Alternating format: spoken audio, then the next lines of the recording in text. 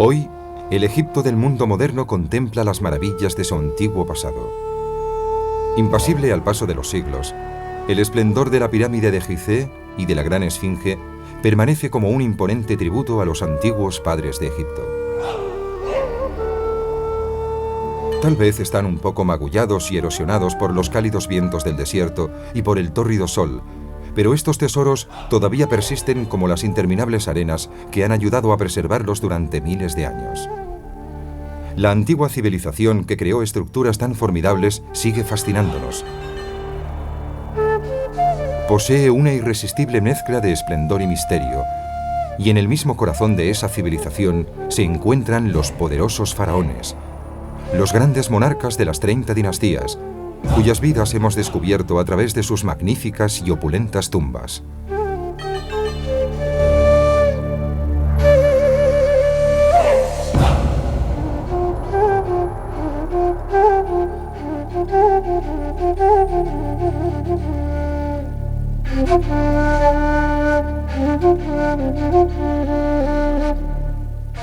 Tal vez, el faraón más extraordinario de todos fue el gran guerrero Ramsés II, recordado simplemente como Ramsés el Grande.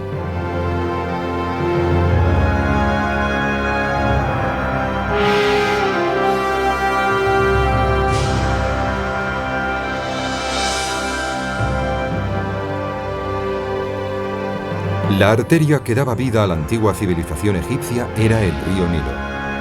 Alimentaba al pueblo y le proporcionaba los materiales básicos necesarios para llevar a cabo sus extraordinarios logros. El Nilo abre un surco en la tierra del desierto desde su nacimiento en el río Niebarongo, un afluente del lago Victoria, y fluye hasta el delta de la costa mediterránea en un viaje de casi 6.500 kilómetros. Fue el antiguo historiador Herodoto quien afirmó que Egipto es el regalo del Nilo.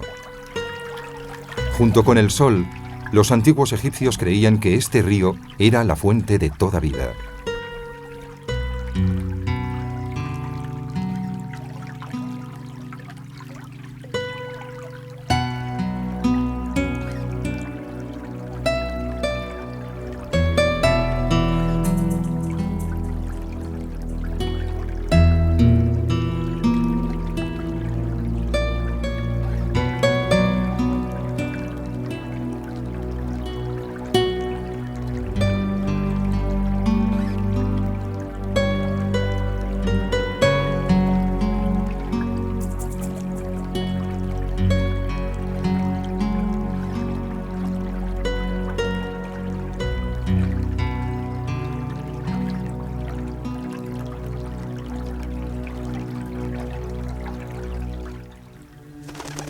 El grueso de la antigua sociedad egipcia estaba formado por campesinos, que obtenían magras cosechas de las vastas llanuras que bordean al río Nilo.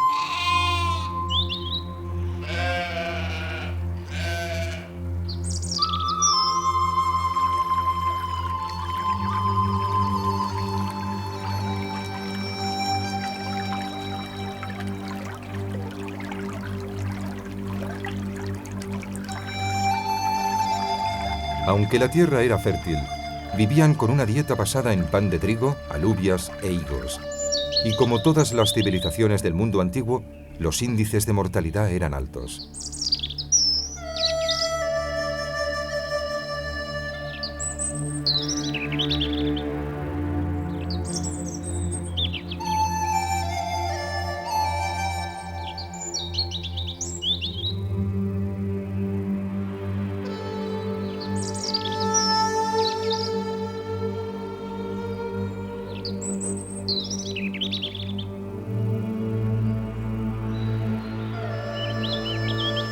Esta gente humilde debió de contemplar admirada a la élite de la sociedad egipcia, a los que frecuentaban la corte real. La corte real estaba formada por los jefes de varias oficinas administrativas, como el tesoro, la judicatura y el servicio diplomático. Por encima de estos dignatarios en la jerarquía social se encontraba el visir, o primer ministro. Pero la gran figura que gobernaba por encima de todos era el faraón, el todopoderoso jefe del pueblo.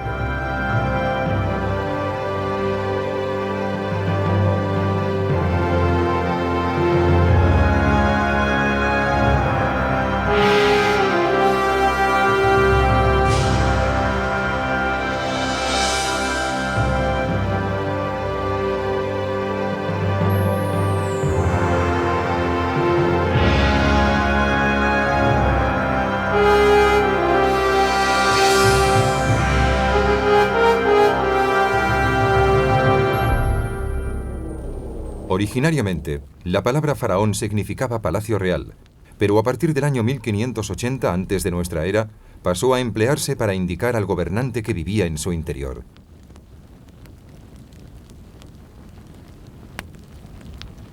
Estos potentados eran venerados por su pueblo como descendientes de los dioses, como mortales supremos, y en ocasiones incluso se atribuyeron a sí mismos auras divinas. Y ninguno lo hizo más que Ramsés el Grande.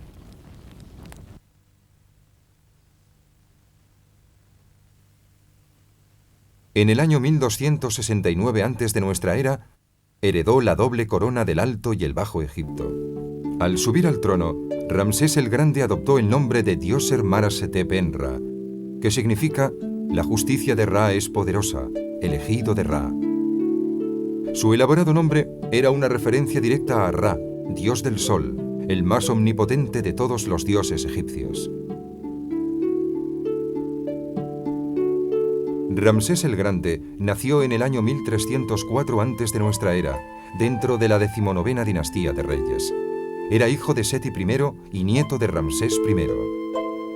La 19ª dinastía gobernó durante el periodo comprendido entre los años 1580 y 1090 antes de nuestra era. La mayoría de historiadores están de acuerdo en afirmar que este nuevo reino coincidió con la época dorada de la antigua civilización egipcia. Fue un periodo que vio a muchos faraones dejar una huella indeleble en las páginas de la historia. Monarcas como Tutmosis, Hatshepsut, Akenatón, Tutankamón y Ramsés.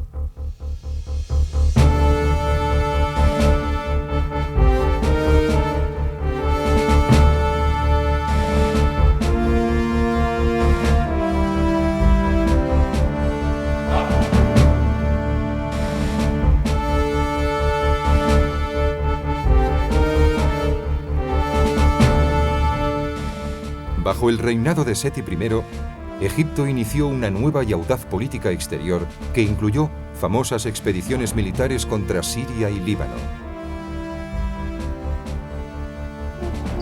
Sin embargo, el tributo más imperecedero del reinado de Seti I iban a ser los magníficos edificios que construyó, como el salón hipóstilo del templo de Amón en Karnak y el magnífico templo en Abidos.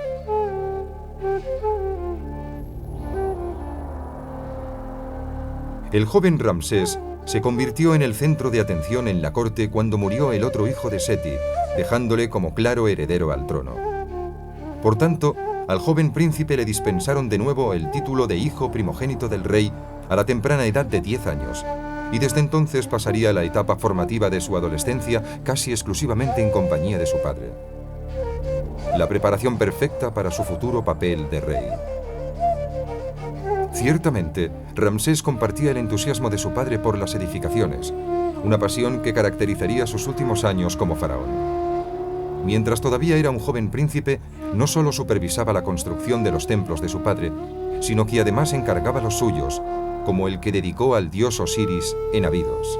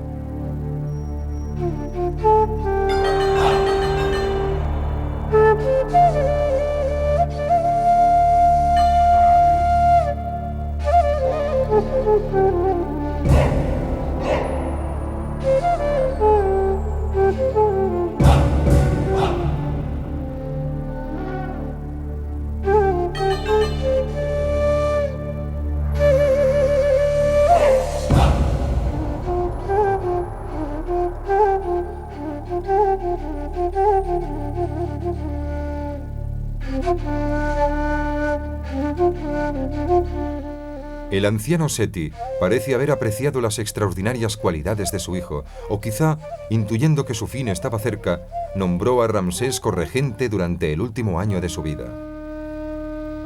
El joven príncipe recordó la emoción de su inesperado ascenso, que le reportó riquezas de muy diversa índole. Dios Todopoderoso en persona me hizo grande mientras era un niño, hasta que llegué al trono. Me nombraron hijo primogénito como príncipe heredero al trono de Geb. Seti dijo: «Coronadle rey, que yo pueda ver su belleza mientras todavía vivo». Él me dio mujeres, un harén real, tan hermosas como las de palacio. Las del sur y las del norte estaban a mis pies. El harén es quizá una de las imágenes más permanentes del antiguo Egipto, ya que en aquellos lejanos días la exultante posición de los faraones les permitía disfrutar de un ramillete de mujeres y, por supuesto, de una selección de los mejores vinos. ¿Qué pensamientos debieron de rondar por la mente del joven Ramsés cuando las chicas del harén y las exóticas bailarinas se presentaron ante él para seducirle con sus delicados encantos?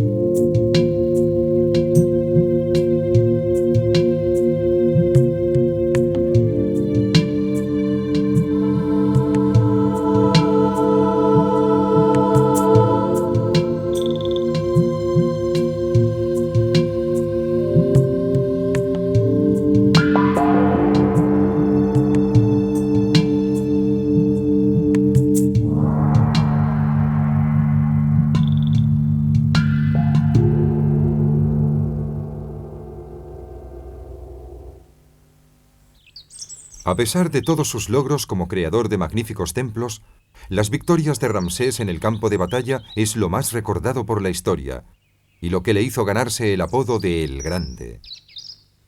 Durante su largo reinado se forjó una formidable reputación como guerrero, un hecho confirmado por pinturas halladas recientemente, como la que vemos aquí.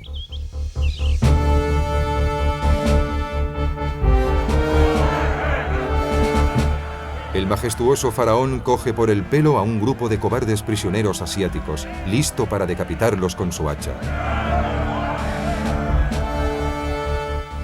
Durante sus primeros años, Ramsés había acompañado a su padre en las campañas contra los hititas en Siria. Desde entonces, los hititas habían mantenido el control de la zona norte de Siria, más concretamente de la ciudad de Kadesh, mientras que Egipto ejercía su influencia sobre la mayoría de regiones del sur. Pero en 1292 a.C., cuando Ramsés aún no había cumplido 4 años en el trono, una revuelta en el Levante le obligó a movilizar sus tropas para sofocar la insurrección. En la primavera del año 1275 a.C., con un ejército de unos 20.000 hombres bajo su mando, Ramsés se desplaza a través de la Franja de Gaza hasta un campamento situado al oeste de la ciudad de Kadesh. Originariamente se eligió este lugar debido a una información obtenida de 2 infortunados espías que sugerían que el ejército hitita se encontraba en una base a 160 kilómetros al norte de la ciudad. Pero cuando el ejército de Ramsés hizo prisioneros a otros 2 hititas, estos confirmaron, una vez torturados, que en realidad Ramsés había sido conducido hacia una trampa. El enemigo estaba al otro lado de Kadesh, preparando una emboscada para la hueste egipcia. Aunque el ejército egipcio era numeroso, el hitita, comandado por su rey, Mubatalis, era aún mayor. 37.000 hombres y 2.500 carros se cernían sobre el faraón.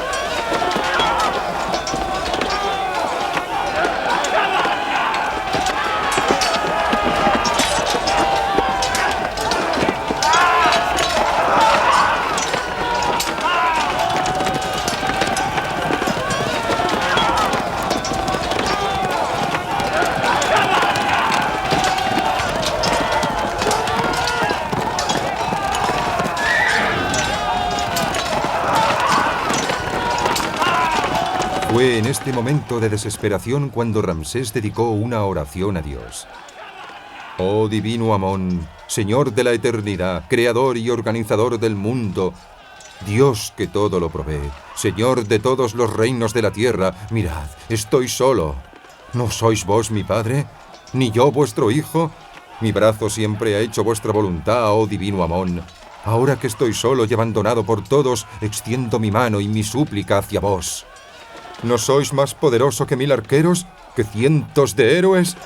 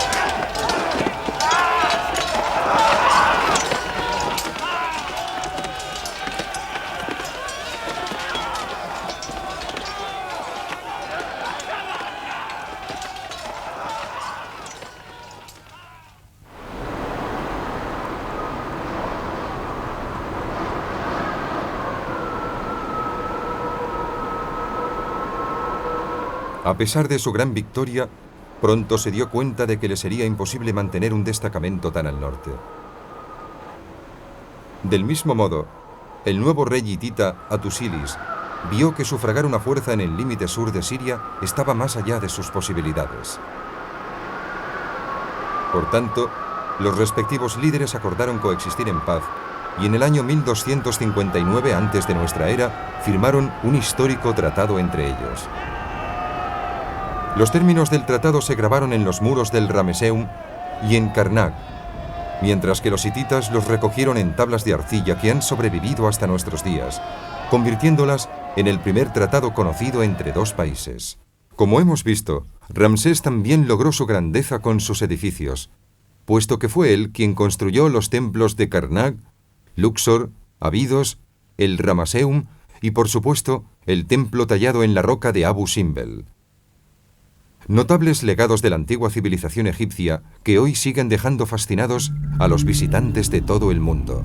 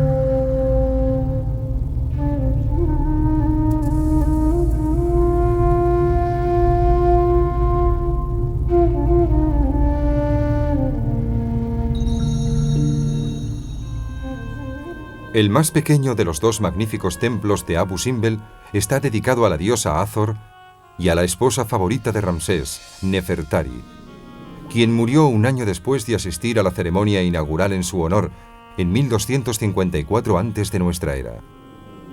Un rasgo extraordinario de este gran templo, construido en la ladera de una montaña, son las 4 gigantescas estatuas sendentes que representan al rey. Guardando la entrada del templo, las imponentes estatuas miden 18 metros de altura. Es asombroso pensar que el templo se diseñó con especificaciones tan exactas, de forma que en los equinoccios del 22 de febrero y el 22 de octubre, el sol brillará a través de la entrada e inundará de luz 3 de los 4 guardianes, cuyas estatuas están situadas 70 metros en el interior de la montaña. Pero, ¿por qué solo 3 de los 4 guardianes? ¿Es porque el guardián restante, Ptah, es señor del mundo subterráneo y por tanto él permanece en eterna oscuridad? Aunque los actuales visitantes de Abu Simbel todavía se maravillan ante el milagro de su construcción, a muchos les sorprende saber que hubo otro hito de la ingeniería, igualmente milagroso, que se llevó a cabo en ese mismo escenario durante el siglo XX. Incluso hoy, unos 3.200 años después de su muerte, Ramsés el Grande sigue siendo centro de especulación y debate entre los historiadores y eruditos. Muchos creen que el faraón que encaja en los grandes pasajes bíblicos, el éxodo de los israelitas, es en realidad el propio Ramsés. En la Biblia, el libro del Éxodo nos dice que el faraón había esclavizado a toda la nación de los israelitas para proporcionar a Egipto la mano de obra necesaria con la que construir su templo. Cuando Dios envió a Moisés para liberarles de su cautividad, se dice que Moisés se enfrentó al faraón. «El Señor, Dios de Israel, ha dicho, liberad a mi pueblo». Y el faraón respondió, «¿Quién es ese Señor cuya voz debería obedecer y dejar marchar a los israelitas? No conozco al Señor, ni tampoco dejaré marchar a los israelitas. ¿Por qué quieres cargar en tu espalda el yugo de todo tu pueblo?». Desde luego, la Biblia nos dice que Moisés finalmente condujo a su pueblo hacia la libertad y dividió el Mar Rojo, permitiendo así que los israelitas escaparan de sus captores egipcios. Pero, ¿fue Ramsés el Grande el anónimo martirizador de los israelitas? ¿Es él quien mejor encaja en uno de los relatos más célebres de la Biblia? Si Ramsés es el faraón de la Biblia, entonces su retrato es menos halagador. Pero entre su propio pueblo, a Ramsés se le concedía un estatus casi divino. Efectivamente, la teología egipcia abrigaba la creencia de que cuando un faraón moría, se convertía en un dios, y parte de la ceremonia funeraria incorporaba rituales para liberar el alma del finado soberano, para que pudiera volar hasta las estrellas y ocupar su lugar entre el resto del panteón. Además de preocuparse por el espíritu del fallecido, los antiguos egipcios se esforzaban en preservar los restos mortales para utilizarlos también en la otra vida. Cuando una persona moría, el cuerpo era momificado, y en caso de que fuera un faraón, se le dedicaba un cuidado especial. El término momia procede de la palabra árabe mumilla, que significa brea o betún. Después de morir, se extraía el cerebro a través de los orificios nasales, usando un gancho de acero especial. Luego, el cráneo se untaba con vino de palma y resina. Quitaban todos los órganos del cuerpo excepto el corazón. Después lo untaban bien y lo rellenaban con especias y mirra. Entonces se empapaba el cadáver con natrón, sal blanca o carbonato sódico entre 30 y 50 días. Y finalmente se realizaba la momificación, uniendo con resina las últimas tiras de lino que se aplicaban. Con este elaborado y concienzudo método, se impedía por completo la entrada de aire en el interior de la momia. Los órganos que habían sido extraídos también se empaparon y luego se guardaron en 4 vasos canopes. Cuando estos se colocaban en el sarcófago de la tumba, se creía que la personalidad del fallecido volvía al plano físico. Todo el proceso de la momificación duraba 70 días. Cuando Ramsés el Grande murió, en 1212 antes de nuestra era, se le atribuía una edad aproximada de 92 años. Había reinado durante 67 años. Como era costumbre, la momia del gran faraón se depositó en una tumba situada en el Valle de los Reyes, junto con una fabulosa serie de objetos que allí se habían dejado para conmemorar su existencia y para su uso en el más allá.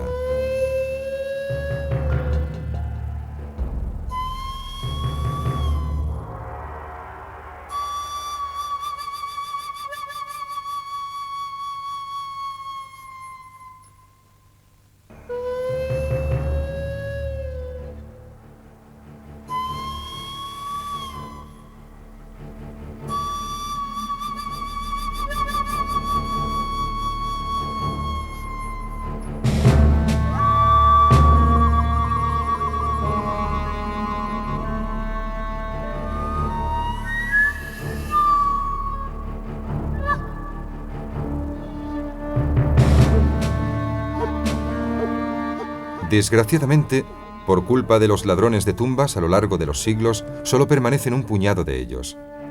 De hecho, la expoliación de tumbas reales se hizo tan popular que en el año 1054 antes de nuestra era, la momia de Ramsés fue trasladada de su lugar de descanso y escondida por su propia seguridad en Deir el-Bahari. Su nuevo lugar de descanso no fue descubierto hasta 1881, y en 1976 el poderoso faraón fue noticia al trasladarse de nuevo. Su momia fue enviada a París para recibir tratamiento en uno de sus pies.